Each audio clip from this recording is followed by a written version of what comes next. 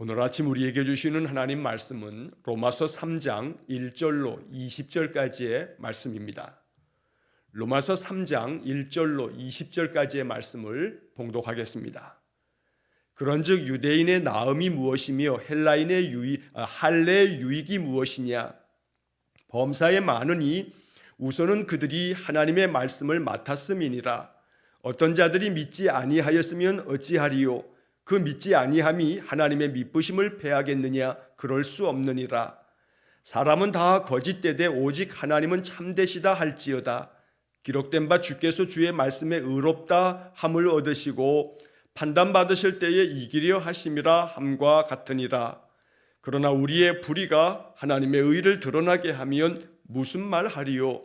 내가 사람의 말하는 대로 말하노니 진노를 내리시는 하나님이 불의하시냐? 결코 그렇지 아니하니라. 만일 그러하면 하나님께서 어찌 세상을 심판하시리요? 그러나 나의 거짓말로 하나님의 참되심이 더 풍성하여 그의 영광이 되었다면 어찌 내가 죄인처럼 심판을 받으리요? 또는 그러면 선을 이루기 위하여 악을 행하자 하지 않겠느냐? 어떤 이들이 이렇게 비방하여 우리가 이런 말을 한다고 하니 그들은 정죄받는 것이 마땅하니라. 그러면 어떠하냐? 우리는 나으냐? 결코 아니라. 유대인이나 헬라인이나 다 죄 아래에 있다고 우리가 이미 선언하였느니라. 기록된 바 의인은 없나니 하나도 없으며 깨닫는 자도 없고 하나님을 찾는 자도 없고 다 치우쳐 함께 무익하게 되고 선을 행하는 자는 없나니 하나도 없도다. 그들의 목구멍은 열린 무덤이요 그 혀로는 속임을 일삼으며 그 입술에는 독사의 독이 있고 그 입에는 저주와 악독이 가득하고 그 발은 피 흘리는 데 빠른지라. 파멸과 고생이 그 길에 있어 평강의 길을 알지 못하였고 그들의 눈앞에 하나님을 두려워함이 없느니라 함과 같으니라. 우리가 알거니와 무릇 율법이 말하는 바는 율법 아래에 있는 자들에게 말하는 것이니 이는 모든 입을 막고 온 세상으로 하나님의 심판 아래에 있게 하려 함이라. 그러므로 율법의 행위로 그의 앞에 의롭다 하심을 얻을 육체가 없나니 율법으로는 죄를 깨달음이니라. 아멘. 자, 오늘 이 로마서 3장의 말씀은 모든 사람이 죄 아래에 있다 하는 말씀을 말하는 것입니다. 의로운 자는 하나도 없고 유대인이나 헬라인이나 모든 인생들은 다 죄 아래에 있어서 심판받을 그런 인생들이다 라고 하는 것을 강조하고 있는 말씀들입니다. 자, 사실 이 로마서 3장의 말씀에 지금 읽은 1절로 8절까지의 말씀은 조금 우리가 쉽게 이해하기 어려운 그런 측면이 있습니다. 왜냐하면 번역상의 어려움도 또 있고 또 이 1절부터 8절까지의 이야기는 바울이 가상의 어떤 사람과의 논쟁을 벌이는 것 같은 그런 형식의 그런 화법을 쓰고 있기 때문에 이 표현법에 대한 그런 어려움이 우리에게 있는 겁니다. 그래서 이 1절부터 8절까지의 말씀을 찬찬히 그 의미를 끊어서 읽어가면서 그 의미를 되새겨야 이 뜻이 무엇인지를 우리가 바르게 알 수가 있게 됩니다. 자, 먼저 이 본문의 말씀 3장을 시작하기 전에 우리는 바로 그 앞에 2장 마지막 부분을 이해해야 3장으로 넘어갈 때 그 의미를 문맥상에서 정확하게 이해할 수가 있습니다. 자, 그 앞부분에서 우리는 어제 보았던 마지막 부분에서 2장 28절과 29절에서 표면적 유대인이 유대인이 아니고 표면적 육신의 할례가 할례가 아니다. 그러니까 겉모양으로 그저 몸으로만 할례를 받거나 아니면 혈통으로 유대인이라고 해서 그게 정말로 참된 하나님의 약속을 받은 하나님의 선택받아 축복받는 그런 유대인이 될 수는 없다. 단순히 그냥 내가 유전적으로 혈통이 내 조상이 유대인이기 때문에 내가 그냥 자연스럽게 유대인으로 태어났다고 해서 내가 그냥 무조건적으로 유대인이니까 하나님께로부터 축복받는 사람이다 라고 말할 수 없다는 겁니다. 오히려 이면적 유대인이 유대인이고 할례는 마음에 행해야 한다라고 하는 말씀을 마지막 어제 2장 29절에서 우리가 보았습니다. 그러니까 이면적 유대인이라고 하는 것은 혈통으로서의 유대인이 중요한 게 아니라 그 속사람이 유대인처럼 하나님 말씀을 받아서 그 말씀대로 순종하며 살아가는 그 사람이 참된 내용적으로 하나님이 선택받은 그런 백성이 아니겠는가라고 하는 그런 말씀입니다. 그래서 할례는 몸에 행하는 게 중요한 게 아니라 할례는 마음에 행하라고 말씀한 것입니다. 마음에 할례를 행한다라고 하는 것은 그 마음이 성령 안에서 새로워짐으로 말미암아 하나님의 뜻에 늘 순종하며 살아가는 그런 성령의 인도함을 받는 사람이 되어지는 것, 이것이 바로 참된 의미에서 하나님 선택받은 자요 하나님이 축복하는 사람이라 라고 말씀한 것입니다. 그래서 그 칭찬은 사람에게서가 아니라 다만 하나님에게서니라 라고 2장의 마지막 구절에 이제 끝에 이런 말씀들이 있었던 겁니다. 자, 그래서 속사람이 거듭나서 성령의 인도함을 받아서 언제나 진실한 마음으로 하나님 말씀을 따르고 순종하는 그런 사람, 이런 사람들은 하나님에게서 칭찬을 받을 것이다 라고 이렇게 말하면서 2장이 끝나고 이제 3장으로 넘어오면서 만약에 그렇다면 정말로 속사람이 하나님의 말씀 안에서 성령의 감동이 되어서 하나님께 칭찬받는 그런 사람이 되어야 한다면, 그러면 우리 유대인으로 난다는 것이, 그럼 유대인들에게는 어떠한 특권이 있고 어떤 혜택이 있고 유대인들이 나은 게 뭐냐, 또 할례가 뭐가 유익하겠느냐라고 누군가가 이제 묻는 겁니다. 자, 그래서 유대인의 나음이 무엇이며 할례의 유익이 무엇이냐라고 이제 어떤 사람이 묻고 있는 겁니다. 유대인들이 대체로 이렇게 질문합니다. 우리가 유대인으로 난 것이 만약에 그저 유대인이 중요하지 않고 그리고 할례가 중요하지 않고 영적으로 하나님 말씀에 순종하는 것이 또 그 속사람이 중요하다라고 한다면 우리 유대인에게 있어서 유익한 것이 뭐냐, 또 우리 유대인들이 지금 하고 있는 모든 할례가 유익한 것이 뭐냐, 그럼 아무것도 이게 다 쓸데없다는 것이냐 라고 이렇게 유대인들이 항변을 한다면 뭐라고 대답할 것이냐, 바로 2절에 아니다, 범사에 많다, 범사에 유익이 많다, 유대인으로 태어났다 하는 것도 참 유익한 일이고 할례도 유익한 것이다 라고 이렇게 말하면서 범사에 많으니 우선은 그들이 하나님의 말씀을 맡았음이니라. 자, 유대인이 나은 게 뭐냐, 그저 겉사람이 중요한 게 아니라 표면적 유대인이 중요한 게 아니라 속사람, 이면적인 내용적인 측면에서 하나님 말씀을 따르는 그런 이면적 유대인이 유대인이다 라고 말했을 때 유대인으로 태어난다는 거, 이게 뭐가 나은 거냐 라고 말한다면 유대인으로 태어났다라고 하는 것도 참 큰 특권이요, 그건 축복이다. 왜냐하면 바로 유대인들은 하나님의 말씀을 맡았기 때문이다 라고 이야기한 겁니다. 자, 이 2절이 바울의 대답이었던 겁니다. 유대인은 분명히 하나님의 말씀을 맡은 자들로서 그 유대 민족은 큰 축복을 받은 민족이다 라고 이렇게 추켜 세우며 칭찬하고 있는 겁니다. 자, 유대인들은 바울의 복음에 대해서 매우 저항적이고, 그래서 우리가 사도행전을 보면 바울이 전도 여행을 다닐 때마다 유대인들이 바울을 굉장히 핍박했습니다. 왜냐하면 바울의 복음 안에 그저 좀 전에 말씀드렸던 것처럼 2장의 끝에 나오는 말씀처럼 표면적 유대인이 유대인이 아니고 이면적 유대인이 유대인이다 라고 하는 이러한 이야기를 들을 때 할례가 참된 할례, 마음의 할례를 행하라 라고 하는 이런 말씀들을 들으면서 유대인들은 저항을 했던 겁니다. 자, 이에 대해서 아니다, 유대인들에게도 나은 것이 있으니 그들은 너희들은 하나님의 말씀을 맡았다. 구약의 모든 말씀들, 하나님이 십계명을 주신 것도 유대인들이며 하나님께서 선지자를 보내어 말씀하시는 그 구원의 복된 말씀도 유대인들을 통해서 주어졌으니 너희들은 하나님의 말씀을 맡은 자로서 축복된 자들이다 라고 말하는 겁니다. 자, 그 다음에 이제 3절에 또 다른 항변이 있습니다. 또 다른 여러 사람들의, 유대인들의 그런 저항 어린 그런 변론이 있는데, 만약에 어떤 사람이 믿지 아니하였으면, 여기서 어떤 자들이라는 것은 유대인 중에서 어떤 자들이 하나님 앞에서 신실하지 못한 자들이 있다면 그 믿지 아니함이 하나님의 믿부심을 패하겠느냐. 자, 이 번역이 참 어렵습니다. 자, 여기 지금 이 3절의 말씀을 쉬운 성경의 번역으로 보면 이렇게 번역이 되어 있습니다. 자, 그런데 그들 가운데 얼마가 신실하지 못했다고 해서 무슨 일이라도 일어납니까? 그들이 신실하지 못했다고 해서 하나님의 신실하심이 없어지겠습니까? 자, 이 말은 유대인들 가운데서 만약에 하나님을 믿지 않는 자들이 만약에 있다고 해서 하나님이 유대민족을 선택하셨는데, 선택하신 그 하나님이 계신데 그 가운데서 신실하지 못한 사람들이 설사 있다 해서 하나님이 신실하신 분이 아니겠느냐라고 하는 겁니다.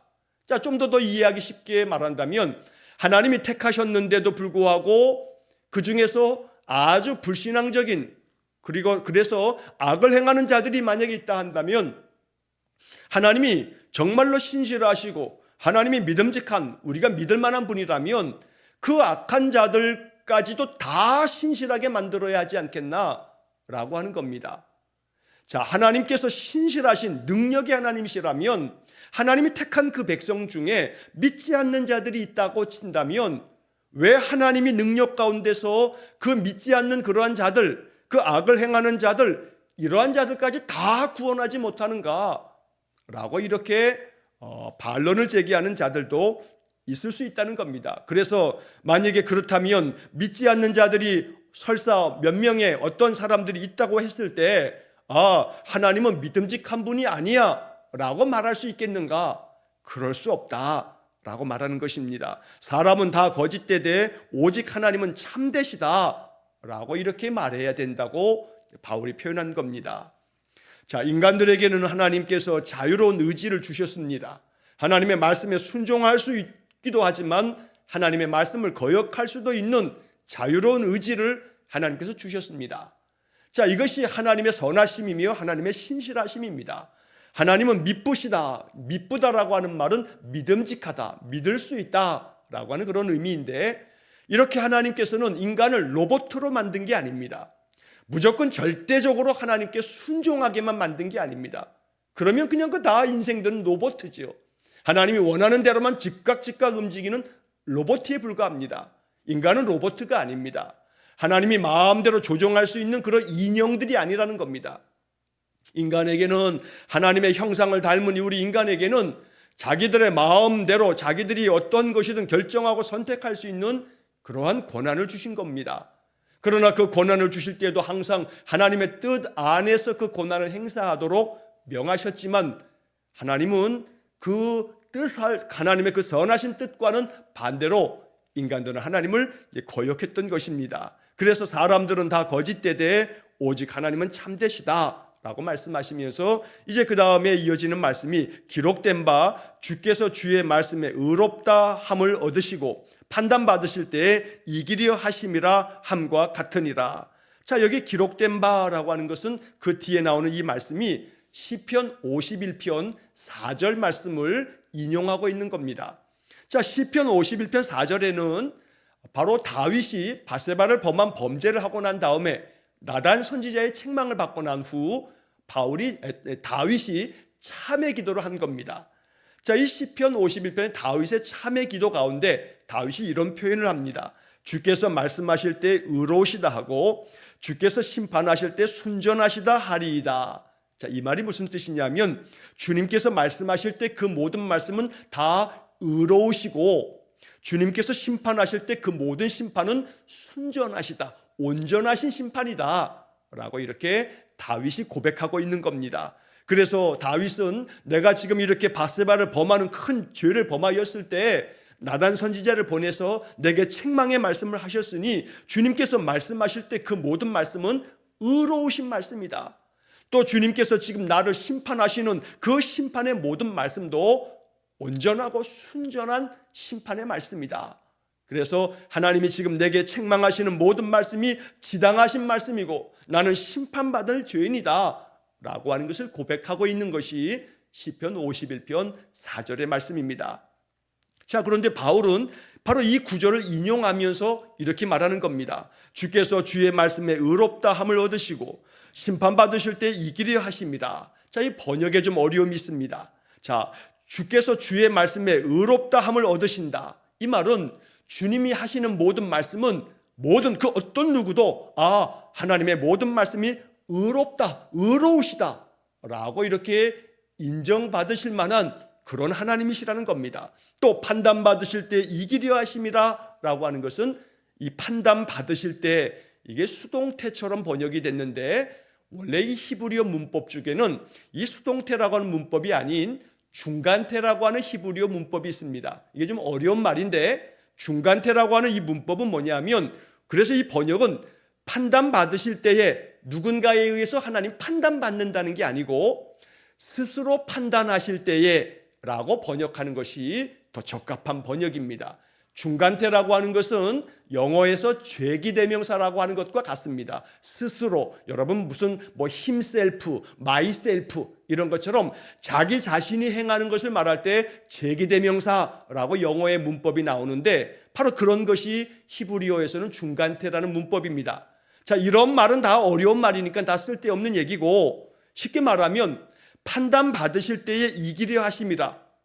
하나님이 누군가의 판단받는다는 게 아니라 하나님 스스로가 판단하실 때 어떠한 심판을 하실 때에 이기려 하심이라 라고 하는 것은 어떤 재판장에서 승소를 한다는 겁니다. 이 승소를 하는 것, 어떤 판결에서 이긴다라고 하는 것은 다시 말해서 하나님이 판결을 하실 때에는 그 모든 판결은 가장 올바른 판결이다 라고 말씀하는 겁니다.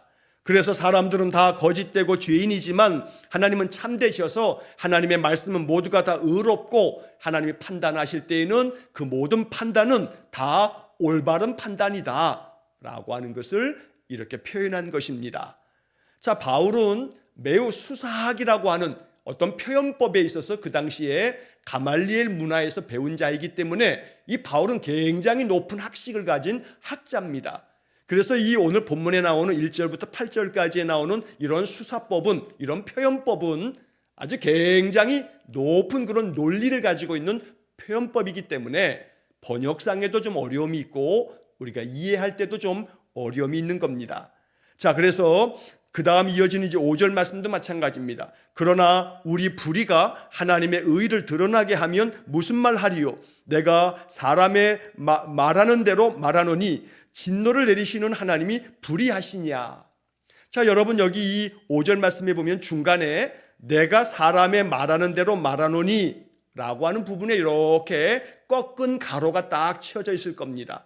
자, 이 꺾은 가로 안에 나와 있는 이 말, 내가 사람의 말하는 대로 말하노니, 자, 요걸 먼저 좀 이해해야 되는데 쉬운 성경에 보면 사람들이 말하는 논리대로 말하면 이라고 되어 있습니다. 즉 다시 말하면 자, 내가 지금 이제 말하는 것은 사람들이 말하는 방식대로 내가 말하겠다. 사람들이 말하는 그런 논리처럼 내가 이렇게 말하겠다라고 이렇게 바울이 말하면서 표현한 겁니다. 우리 불의가 하나님의 의를 드러나게 한다면 이거 어떻게 말하겠느냐? 무슨 말 하리요? 라고 말한 겁니다. 자, 이걸 좀 더 쉽게 표현하면 자, 어떤 사람이 악을 행합니다. 그런데 또 반대편에 있는 사람은 더 큰 악을 행합니다. 자, 만약에 그러면 어떤 사람이 죄를 졌는데 우리 흔한 말로 이 사람은 경범죄를 졌습니다. 근데 그 옆에 있는 사람은 중범죄를 졌습니다. 아주 중대한 심각한 범죄를 저질렀습니다. 자, 그러면 상대적으로 경범죄를 저지른 사람은 그 중한 범죄를 저지른 사람과 비교를 하게 되면 바로 이 경범죄를 저지른 사람은 좀 더 의롭게 보여질지 모릅니다. 그러니까 다시 말하면 우리의 불의가 하나님의 의를 드러나게 한다라고 하는 것은 우리가 더 죄악되기 때문에 우리가 더 불의한 자로 이렇게 나타나게 된다면 하나님이 더 의롭게 보이지 않겠느냐라고 하는 겁니다.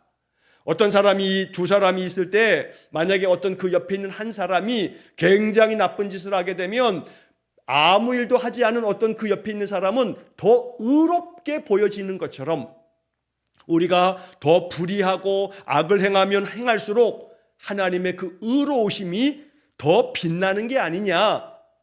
자, 이렇게 누군가가 말한다면 그러면 진노를 내리시는 바로 그 하나님이 불의하신 거냐.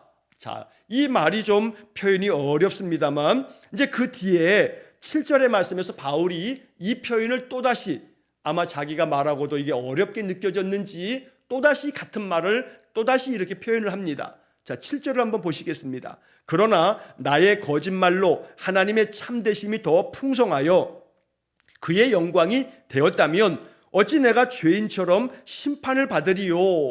자, 이 7절도 쉬운 성경의 번역으로 보면 이렇게 되어 있습니다. 사람들 중에는 내가 거짓말을 하여 그 때문에 하나님의 참되심이 드러난다면 오히려 하나님께 영광이 되는데 왜 내가 죄인 취급을 받아야 하는가? 라고 우기는 사람도 있을 것입니다.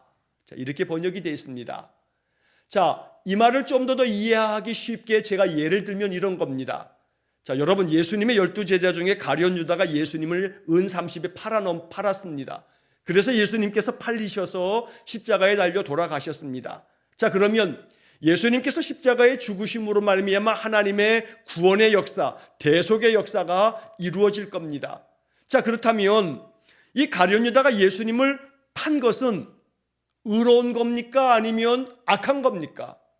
자, 예를 들자면 이렇게 가룟 유다가 예수님을 만약에 팔지 않았다면 하나님의 계획이 이루어지지 않지 않겠습니까? 이렇게 사람들이 이런 논리로 우긴다는 겁니다. 자, 그래서 이 가룟 유다가 예수님을 판 것도 가룟 유다가 그런 역할을 한 거 아니냐, 소위 말해 가룟 유다의 역할론. 가룟 유다가 만약에 팔지 않았으면 누군가가 또다시 어떤 예수님을 팔아넘겨야 예수님이 십자가에 죽지 않겠느냐라고 하는 그런 논리. 그렇기 때문에 지금 이 7절의 쉬운 성경의 번역으로 다시 보면 사람들 중에는 이렇게 우기는 사람이 있는 겁니다. 내가 거짓말을 하여 그것 때문에 하나님의 참되심이 드러나서 그래서 오히려 하나님께 영광이 되는데 왜 내가 죄인 취급을 받아야 하는가? 라고 우기는 사람들이 있다 라고 번역한 겁니다. 가룟 유다가 이렇게 항변할 수 있는 거죠. 내가 예수님을 팔아넘겼으니까 예수님이 십자가에 달려 돌아가신 거고 예수님이 십자가에 달려 돌아가셨기 때문에 그 예수님의 십자가의 죽으심으로 대속의 죽음으로 우리 모두가 구원을 얻게 되는 것이 아닌가. 그러니 나는 역할을 했을 뿐인 건데 왜 나를 죄인 취급하는가? 라고 우길 수 있다는 겁니다. 자, 이렇게 우긴다고 해서 가룟 유다가 의인이 되는 겁니까? 이러한 논리를 지금 바울이 말하고 있는 겁니다. 자, 이 말에 대해서 그럴 수 없다, 그럴 수 없다고 이야기한 것입니다. 그래서 6절에 결코 그렇지 아니하니라. 만일 그러하면 하나님께서 어찌 세상을 심판하시리요. 자, 가룟 유다가 아니어도 하나님의 구원 계획은 하나님의 뜻 가운데서 역사하시고 하나 이루시는 것입니다. 우리가 거짓되어짐으로 말미암아 거짓을 행함으로 하나님이 의로워지는 게 아니고 우리의 거짓됨은 거짓됨대로 하나님 앞에서 하나님의 뜻에 져버린 것이기 때문에 심판받아 마땅하다라는 이야기를 하고 있는 겁니다. 그런데 8절 하반절에서 어떤 이들이 이렇게 비방하여 우리가 이런 말을 한다고 하니 그들은 정죄받는 것이 마땅하니라. 여러 사람들이 마치 우리가 이렇게 말하는 것처럼 나의 거짓말로 인해서 하나님의 참되심이 더 풍성해지기 때문에 하나님이 영광을 받으시는데 왜 내가 죄인처럼 심판을 받아야 하는가? 우리가 이렇게 주장한다고 모함하고 왜곡하는 사람들이 있는데 그 사람들이야말로 정말로 정죄를 받는 것, 하나님의 심판을 받는 게 마땅할 거다. 우리는 결코 그런 얘기를 하고 있는 게 아니다 라고 지금 바울이 이야기하는 것입니다. 자, 이제 그 다음 9절 이하의 말씀에서 그러면 어떠하냐? 우리는 나으냐? 결코 아니라 유대인이나 헬라인이나 다 죄 아래에 있다고 우리가 이미 선언하였느니라. 우리 그리스도인은 나은가? 아니다. 유대인이든 헬라인이든 다 죄 아래에 있고 우리 모두가 다 죄 아래에 있다. 우리는 모두가 다 죄인이다 라고 말씀하고 있습니다. 자, 그래서 이제 10절서부터 이제 18절까지 쭉 이어지는 말씀에서는 바울이 전도서 7장 20절의 말씀과 또 시편 14편, 53편, 시편 5편, 시편 140편, 시편 36편 이런 여러 성경의 말씀들을 다 모아가지고 인용을 하고 있는 겁니다. 그래서 여기 나와 있는 말씀처럼 기록된 바 의인은 없나니 하나도 없으며 깨닫는 자도 없고 하나님을 찾는 자도 없고 다 치우쳐 함께 무익하게 되고 선을 행하는 자는 없나니 하나도 없도다.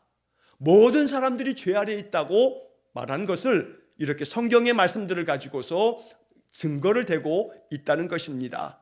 깨닫는 자도 없고 하나님 찾는 자도 없고 다 무익한 일에 치우쳐서 오직 하나님 앞에서 거역하고 선을 행하는 자 하나도 없이 그저 망령된 그런 길로 걸어가고 있다는 겁니다. 그들의 목구멍은 열린 무덤이어서 언제나 그 열린 무덤 모든 자들을 다 집어삼켜서 죽음에 이르게 만들고, 그 혀로는 속이는 일에만 일삼고, 그 입술에는 독사의 독이 있어서 언제나 사람들을 물어뜯고, 입에서 나오는 모든 말이 독이 있어서 사람들에게 그 독을 그저 주어서 사람들을 죽어가게 만드는 그러한 말만 일삼고, 그 입에는 저주와 악독이 가득하고 그 발은 피 흘리는 데 빠르고, 그래서 사람들을 그저 낭패에 빠뜨리고 파멸과 또 고생의 길로 나아가게 만들고, 그러면서 평강의 길을 알지 못하여서 언제나 그 마음 가운데 번민과 괴로움 속에 살아가고, 그들의 눈앞에는 하나님을 두려워함이 없다는 겁니다. 눈앞에 하나님을 두려워하지 않으니까 점점 더 망령된 일을 하면서도 양심의 가책을 느끼지 아니하고, 양심에 화인 맞은 자처럼 그저 악독한 일을 행하면서도 전혀 거리낌 없이 그저 계속해서 악으로 나아가는 그런 인생들이기 때문에 의인은 없나니 하나도 없다, 모두가 다 멸망받을 만한 인생들이다 라고 이야기하는 겁니다. 자, 이 로마서는 계속해서 1장서부터 2장, 3장 계속 오면서 모든 인생이 죄인이라는 것을 역설하고 있는 겁니다. 마치 우리는 조금은 나는 죄인이 아니야 라고 생각하지만 나는 저 사람보다 죄인이 아니야 라고 말할지 모릅니다. 그러나 여러분, 죄는 죄인됨은 죄의 양에 의해서 결정되는 게 아닙니다. 저 사람은 중한 죄를 저질렀고 나는 이 세상의 형법에도 어떤 법에도 저촉되지 않으니 나는 죄인이 아니야 라고 말할 수 없는 겁니다. 예를 들자면, 여러분, 사과나무가 있는데 사과나무에 열매가 많으면 사과나무고, 사과나무에 열매가 그저 하나밖에 없으면 그 나무가 사과나무가 아닙니까? 아닙니다. 사과나무에 열매가 많아도 사과나무고, 사과나무에 열매가 달랑 하나밖에 없어도 그 나무는 사과나무입니다. 본성의 그 본질적인 그 인생의 인간됨이 무엇이냐? 죄된 속성을 가지고 있어서 그저 어떤 사람은 많은 죄를 지었다 해서 그 사람은 죄인이고, 나는 그저 작은 죄, 정말로 괜찮은 죄를 지었기 때문에 나는 죄인이 아니라 말할 수 없다는 겁니다. 그저 나무에 사과나무고 사과 열매가 많아도 사과나무고 사과 열매 하나가 열려도 사과나무인 것처럼 내 마음속에 작은 죄 하나가 있다 할지라도 나는 죄인인 겁니다. 모든 죄는 하나님 앞에 심판받을 수 없다는 것을 바울이 선언하고 있는 겁니다. 자, 그래서 우리는 우리 스스로가 그런 죄 가운데 있음을 알고 나는 형벌받을 죄인이지만 이 죄인이 구원함을 얻기 위해서 예수님이 십자가에 피 흘려 죽으셨다는 그 은혜의 복음 앞에 우리가 더 나아가기 위해서 나 역시 죄인됨을 깊이 깨달을 줄 아는 것, 바로 이게 로마서의 전반부에서 바울이 계속 역설하고 있는 겁니다. 마지막 19절 20절에서 우리가 알거니와 무릇 율법이 말하는 바는 율법 아래에 있는 자들에게 말하는 것이니 이는 모든 입을 막고 온 세상으로 하나님의 심판 아래에 있게 하려 함이라. 율법을 통해서 우리는 뭘 알게 되냐 하면, 우리가 도무지 말할 수 없도록 우리의 모든 입을 막아버린다는 것은 더 이상 할 말이 없게 만든다는 겁니다. 너도 죄인이고 나도 죄인이고 모두가 다 죄인이라는 겁니다. 그래서 온 세상으로 하여금 하나님의 심판 아래에 있다는 것을 알려주는 것이다. 마지막 20절에서 그러므로 율법의 행위로 그의 앞에서 의롭다 함을 얻을 육체가 없다. 율법으로는 죄를 깨달음이니라. 그러므로 우리 모두가 다 죄인됨을 알고, 나 역시 마찬가지로 선하게 살고 착하게 산다고 해서 내가 의로운 게 아니고 나도 역시 마찬가지로 형벌받을 죄인이라는 사실을 정말 철저하게 깨닫는 것, 이것이 하나님의 은혜를 받기 위해서 먼저 필요하다는 것을 바울이 역설하고 있는 겁니다. 죄를 깨달을 줄 알아야 하고, 나 역시 죄인임을 알아야 할 때 나 역시 하나님의 심판 아래 있음을 철저히 깨닫는 것이 바로 하나님의 은혜를, 값없이 주시는 그 은혜를 기쁨과 감격과 감사함으로 받을 수 있다는 겁니다. 나는 죄인이 아닌 것처럼 생각해서는 안 되는 겁니다. 다시 한번 말씀드립니다. 사과나무에 열매가 많아야만 사과나무가 아니고, 사과나무에 열매 하나밖에 없어도 사과나무인 것처럼 죄를 많이 지은 사람만 죄인이 아니고 내 마음에 작은 죄된 생각 하나를 가지고 있어도 난 죄인이라는 겁니다. 모든 죄인은 하나님의 심판 아래 있기 때문에 나는 멸망받을 죄인임을 철저히 깨닫는 것, 이게 바로 하나님이 우리에게 말씀을 주시는 이유다라고 이야기한 겁니다. 오늘 이 말씀은 그 다음 이어지는 말씀들을 통해서 이제 하나님의 은혜의 복음으로 나아가도록 바울이 우리를 가르칠 겁니다. 나 자신이 하나님의 심판 아래에 있는 죄인임을 더 깊이 깨닫고 누가 누구를 판단하지 말고 너는 나보다 더 악한 죄인이라 정죄하지 말고 나 역시 하나님의 심판 아래에 있는 죄인임을 깨달아 더 겸손한 마음으로 하나님 앞에 엎드리는 겸손한 믿음의 사람 되시기를 주의 이름으로 간절히 축원합니다. 자비로우신 아버지 하나님, 날마다 우리의 인생의 삶 속에 내가 죄인됨을 깨닫고 하나님의 심판 아래에 있는 죄인이기에 하나님의 은혜가 필요하며 나의 그 어떤 의로운 행위로도 구원받을 수 없음을 알고 하나님의 자비로우신 그 은혜로운 선택과 하나님의 그 값없이 주신 예수님의 보혈로 내가 죄사함 받음을 알아 더욱더 하나님의 은혜의 복음 앞에 감사함으로 나아가는 우리 성도들 되게 해 주옵소서. 의인은 없나니 하나님 하나도 없으므로 이 세상 모두가 다 하나님의 멸망받을 죄인임을 알고 하나님 앞에 우리가 어찌 나아가야 할지를 깊이 깨닫는 우리 성도들 되게 하시고 이 은혜의 복음을 늘 증거하는 믿음의 성도들 되게 해 주옵소서. 오늘도 5월의 마지막 날 이 한날을 하나님께 의탁하오며 예수님 이름으로 기도하옵나이다. 아멘. 우리 구주 예수 그리스도의 은혜와 하나님 아버지의 극진하신 사랑과 성령의 교통하심이 늘 멸망받을 죄인임을 알아 언제나 하나님 앞에 심판 아래에 있을 인생이 구원함을 얻기 위해 하나님의 은혜의 보좌 앞으로 나아가 그리스도의 보혈로 속죄함을 받아 하나님의 참된 사랑의 백성 되어지기를 간절히 소망하며 기도하는 머리 숙인 귀한 성도들 위해와 저들 가정과 온 가족들 위해 영원토록 함께 하시길 축원하옵나이다.